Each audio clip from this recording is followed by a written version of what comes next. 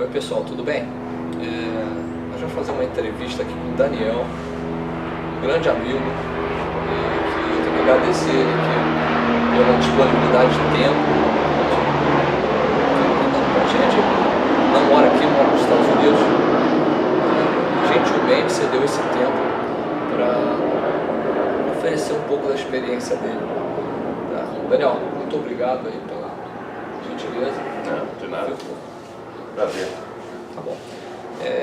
Então vamos começar aqui falando com o Daniel. É o seguinte, Daniel, você é um cirurgião torácico, você mora nos Estados Unidos, em Washington, né?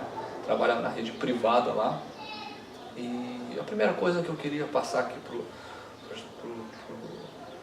esses médicos jovens que estão assistindo a gente, primeiro, quais foram os motivos, o que te motivou a fazer cirurgia? Você sempre quis fazer cirurgia? Você pensou em fazer outra coisa quando você entrou na faculdade? Você tinha uma outra ideia? O que mudou dentro da faculdade? O que mudou você tomar essa decisão de fazer cirurgia? E o que você fez ao longo da formação acadêmica que te ajudou a tomar essa decisão e chegar onde você chegou hoje? Pois é, a decisão verdadeira do que fazer de especialidade é uma coisa que acho que evolui ao longo da faculdade, né? Porque você não tem muita ideia do que a medicina realmente é, você tem meio que uma fantasia na cabeça do glamour de certas coisas. Então, comecei com a ideia de fazer neurocirurgia, né? Pelo glamour de operar no cérebro, que deve ser um negócio muito legal, etc. E aí a gente passou pelo primeiro bloco de neurofisiologia e anatomia e eu vi que não era a minha praia. É aquele negócio, você só sabe uma vez que você experimenta, né?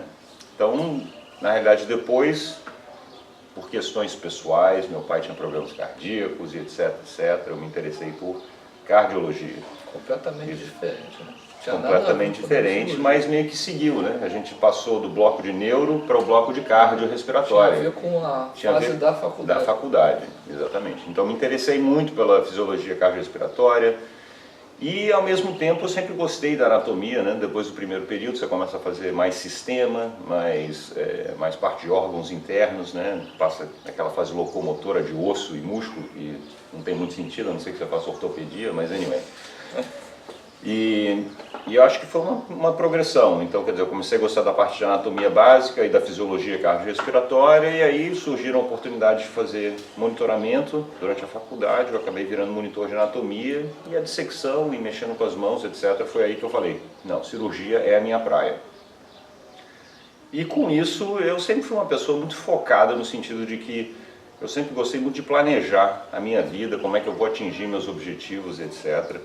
Então, no momento em que eu fiz essa decisão de cirurgia, eu imediatamente comecei a procurar como é que eu posso me expor à cirurgia para ter certeza de que é isso que eu quero. Né, falando com os amigos, as pessoas que você conhece, e primeiramente eu fui até apresentado por os cirurgiões gerais e pediátricos que eu ia até Niterói para ver o cara operar, e etc, etc. Gostei e logo em seguida foi apresentado um grupo de cirurgião torácico. Então, desde o quarto, quinto período da faculdade, sempre que eu tinha tempo livre, eu ia para lá acompanhar os caras, etc. O que você acha da importância de fazer um planejamento desde a faculdade, visando a sua formação, visando um sucesso profissional lá na frente?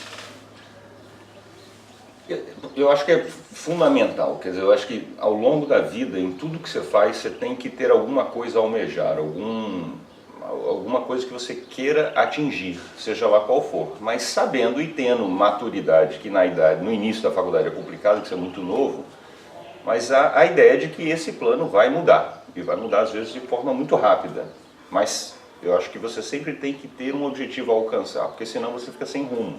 O caminho não é uma linha reta, né? Você tem que ir corrigindo o percurso, né? Nem sempre você atingiu, buscou aquele objetivo final, você vai ter que às vezes seguir um caminho um pouco tortuoso e nem que seja trocar de caminho, né? Como disse um ilustre colega nosso de faculdade, Deus escreve certo por linhas tortas, né? Essa era a justificativa das curvaturas da coluna.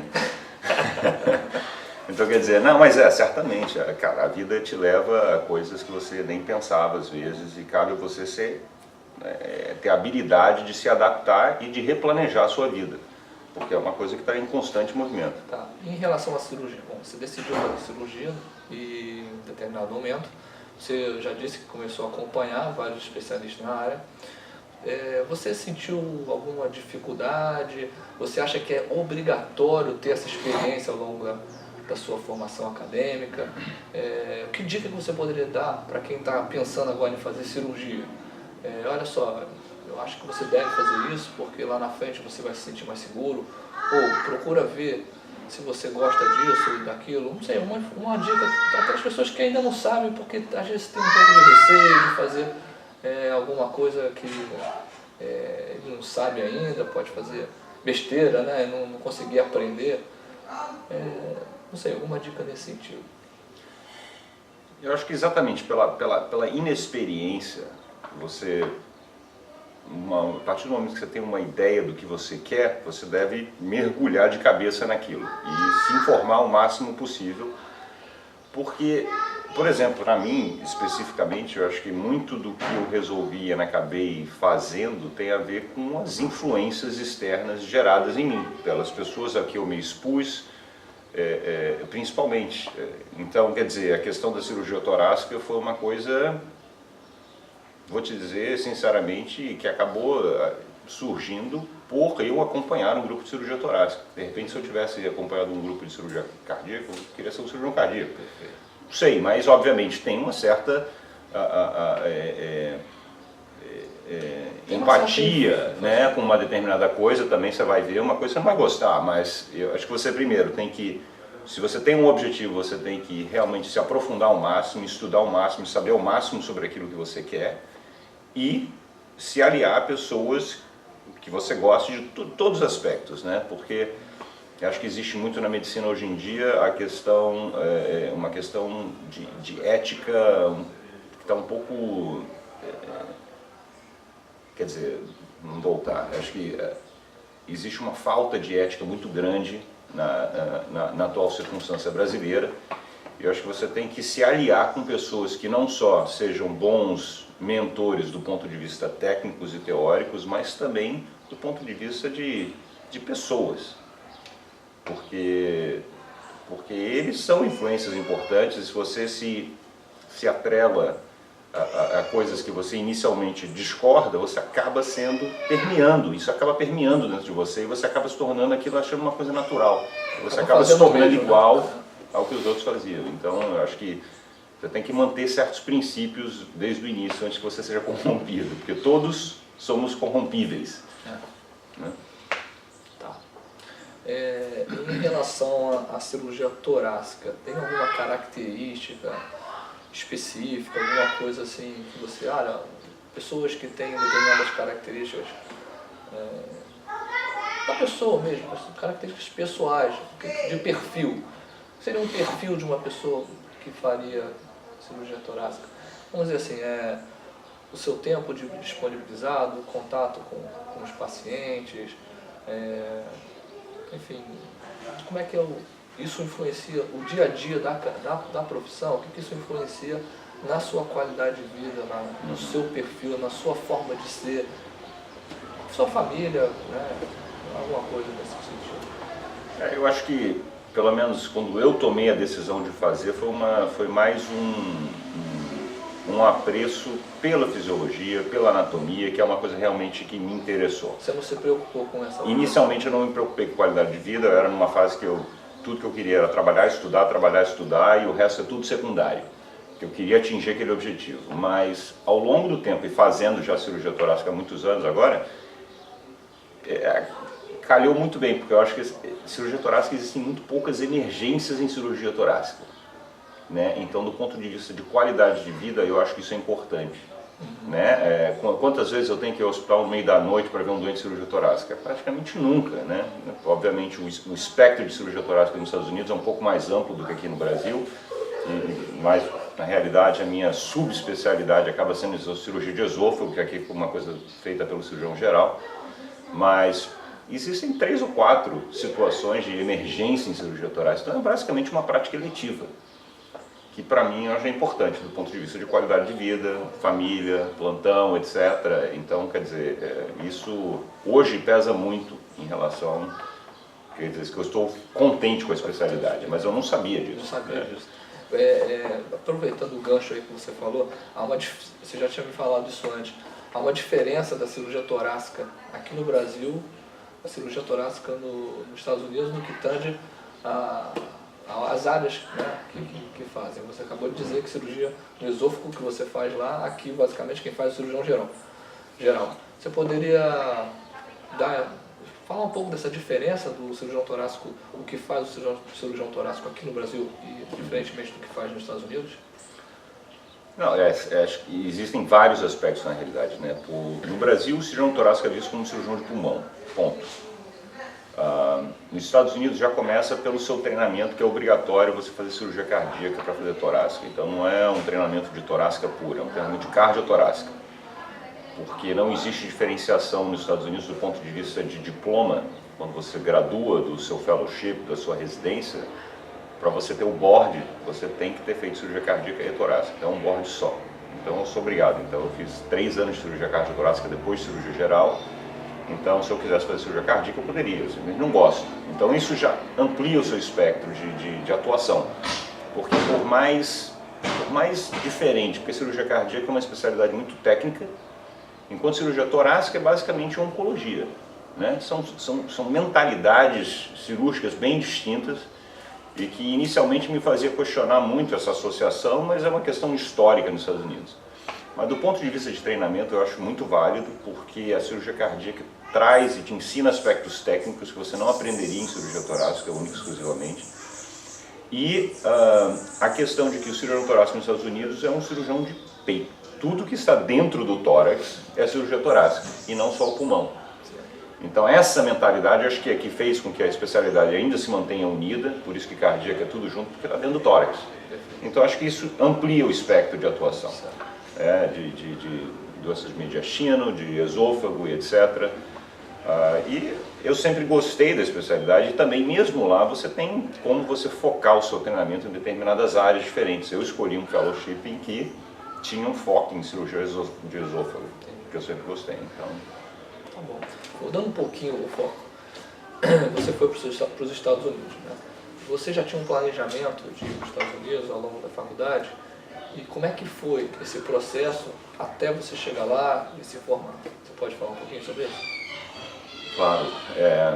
Eu tive uma exposição à cultura americana já desde cedo. Né? Eu morei nos Estados Unidos entre os 11 e 13 anos de idade, voltei para o Brasil, aí terminei o segundo grau, faculdade, etc, etc. Então eu sempre tive esse elo, eu ia para os Estados Unidos com muita frequência, etc, etc. Mas ao longo da faculdade eu tinha essa ideia de que eu gostaria de ir para os Estados Unidos em algum momento. E questões de coisas da vida, oportunidades que surgem às vezes, não sei se sem querer ou se... Mas você estava preparado para aquilo e aconteceu. Eu estava me planejando e ao longo do tempo, exatamente, você conhece pessoas que possibilitam você sair, fazer estágio, então isso é uma coisa que eu acho que eu já falei antes, de eu não focava em qualidade de vida, eu focava em aprender o máximo que eu podia. Todas as férias de faculdade eu ia para os Estados Unidos fazer estágio. Desde mais mundano possível, como técnico de sei lá o que, até conforme a gente vai entrando no ciclo clínico, de realmente atuando como aluno de faculdade de medicina, etc, etc, lá. Então, quer dizer, eu sempre usei isso como um foco. E, como eu almejava isso, eu sempre estudei com o intuito de poder ir. Então, ao longo da faculdade, eu fiz as provas necessárias para poder ir, os famosos chamados STEPS. Step 1, que é da parte básica, Step 2, que é da fase clínica. Então eu me formei já com as provas prontas. Mas, principalmente naquela época, era muito difícil um estrangeiro conseguir entrar para fazer treinamento de cirurgia. Clínica era mais fácil. E eu meio que achei que eu não ia conseguir. Apesar de eu ter tido boas notas, etc, etc, eu estava um pouco desesperançoso. E aí acabei me formando aqui, comecei a residência de cirurgia aqui e me desencantei com a residência, não era o que eu achava que ia ser. Eu achei que eu ia ter que, infelizmente era a realidade, você tem que meio que aprender por si próprio, dando plantão por aí, na Baixada e etc., meio que fazendo coisas que não só a falta de instrução de alguém mais experiente, mas também você experimentando com o doente. Então isso era uma coisa que eticamente para mim era muito importante. Tem que ter paciente, tá? Você tem que, para se formar, você tem que ter paciente, tem que botar a mão na massa. Não, tem que ter paciente, tem que botar a mão na massa. Infelizmente a única forma de você aprender na residência era você fazer um concurso para sei lá o quê e para o meio do meio do nada para dar plantão e operar e errar e aprender com o doente. Então isso também me gerou um conflito ético muito grande. Eu não conseguia justificar só porque o povo é pobre de que eu posso fazer coisa errada para aprender. Isso também, eu não conseguia aceitar isso como a forma válida de eu me treinar, lendo o livro e operando em paciente pobre, porque ele não tem outra opção. Isso eu também, então com isso foi a minha decisão de sair para os Estados Unidos. Bom, você foi para os Estados Unidos e foi fácil a sua ida para lá? Você chegou lá, foi bem recebido? Teve muita dificuldade? Quais foram as principais dificuldades para você? Na realidade é muito difícil, né? No início principalmente, você é visto como estrangeiro, você é visto como menos inferior e que por alguma sorte você conseguiu estar lá. Então quer dizer, no início principalmente você tem que trabalhar mais que todo mundo, você tem que estudar mais que todo mundo para você se provar. E as pessoas, uma vez que elas entendem e veem a sua qualidade técnica, teórica, a sua ética de trabalho, aí você passa a ser respeitado. Mas no início, você é um ser inexistente, ninguém te conhece. E o cara não sabe qual é o seu background, não sabe qual é a sua história. Então, tem que te conhecer, né? Ver a pessoa, né? Conhecer não só o profissional, tecnicamente, mas também a pessoa, né? Você é uma pessoa de uma cultura completamente diferente, que é vista de outra forma, né? Mas essa é uma vantagem da cultura americana, né? Pelo menos a partir do momento que você prova o seu valor, você é reconhecido. E aí as oportunidades se abrem. Mas sempre existe um preconceito. Então, quer dizer, e no início, principalmente, né, o treinamento cirúrgico é muito mais puxado do que no Brasil. Né? É 100% de dedicação exclusiva e você não tem tempo nem de viver quase. Você respira o seu treinamento o tempo todo e isso é difícil, não é para todo mundo. É aquele negócio, a gente no Brasil também está acostumado a trabalhar muito, mas é um trabalho diferente, né? O trabalho no Brasil é um pouco mais... Você acaba fazendo coisas que você não devia fazer, né? Que não seria da sua função exatamente. Você faz coisas que você não deveria, mas também é uma questão cultural. Acho que nos Estados Unidos as coisas, pelo menos, não só na área médica, mas em todas as áreas, as pessoas são muito profissionais e elas trabalham de uma forma muito focada, entendeu? Enquanto que aqui existe um clima um pouco mais ameno, de amizade, mesmo que você trabalhe tanto quanto, é um clima mais leve, é um clima mais cordial, mais amigável, lá é uma coisa muito mais profissional também. Então você... É mais complicado, você tem que se adaptar, né? Não quer dizer melhor ou pior, é uma questão de adaptação. Mas isso é um choque cultural quando você chega lá. Né? Você não está ali para fazer amigo e tomar cafezinho na hora do intervalo. Na hora do intervalo você vai trabalhar mais, entendeu? Você vai fazer outra coisa, você não vai tirar uma hora de almoço, você vai tirar 5 minutos para trabalhar mais, entendeu? Isso é uma coisa que nem todo mundo se adapta. Bom, acho que você já passou bastante informação útil para a gente. Para finalizar, queria que você deixasse uma dica para quem está começando agora, quem está lá, né? Vamos dizer que eu fizesse você voltar no tempo. Você está lá de novo na faculdade, ainda está decidindo por cirurgia, você está com essa ideia de fazer cirurgia, mas você ainda não decidiu completamente. Tem alguma dica assim, a mais do que você já falou? Ou alguma coisa que você não faria, né? Para passar para quem está começando agora? Eu acho que a coisa principal é isso que eu falei no início, né? Você ter um objetivo a alcançar, seja ele qual for, e trabalhar ao máximo para isso. do ponto de vista de como construir esse meio, eu acho que é sempre prezando a qualidade e a excelência. Independente do que for, em qualquer área, médica, seja lá qual for, não faz realmente diferença, mas eu acho que as pessoas bem-sucedidas são aquelas que sempre almejam algo, trabalham o máximo que podem por aquilo.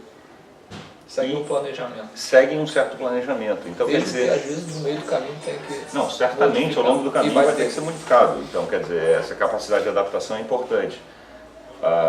Tem que ter metas, né? Acho que tem que ter algumas metas. Qual a próxima meta? Atingir aquela meta, qual seria a próxima meta a atingir? Talvez seria dividir esse planejamento em metas, né? Sim, não, certamente. E quer dizer, não achar também que você sabe qual é a sua meta final, porque até hoje eu não sei qual é a minha meta final.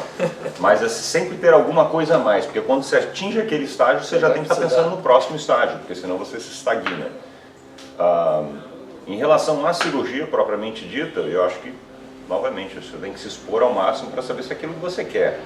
Porque pode ser legal, às vezes as pessoas vão escolher especialidade baseada em quanto é que eu vou ganhar, como é que é a minha qualidade de vida, etc, etc. Mas uma vez que você está fazendo aquilo na prática, 5, 10 anos, 15 anos, cara, se você não gostar do que você faz, não importa quanto dinheiro você ganha, você não vai ser feliz.